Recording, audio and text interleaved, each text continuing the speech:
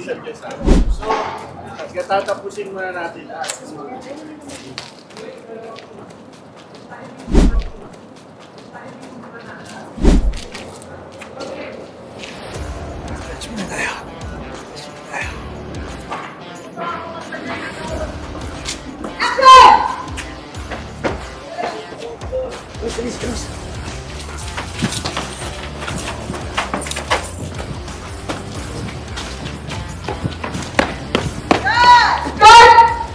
Ready? 5, 4, 3, 2.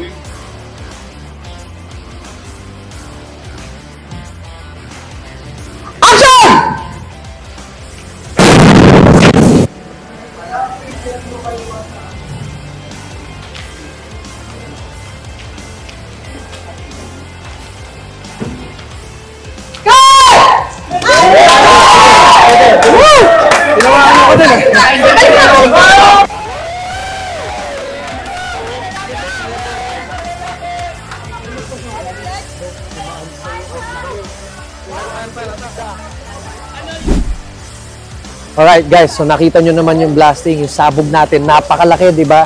Pero ayan na po yung mga bumbero natin, ready sila. After nung sequence natin, andyan po agad sila para patayin yung apoy at make sure nila na safe po tayong lahat. So kanina, pagkasabog, makikita natin yung salamin, nagtalsikan talaga dito.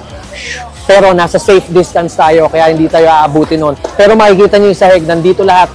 Ayan yung kalat, yung debris, salamin, pati yung malaking chunk ng salamin na tumalsik doon. Pero ayos, safe lahat. Yeah. So far, successful yung eksena natin. Ito yung salamin, no? Yeah. Tsaka ito, mga tunaw na, no? Woo!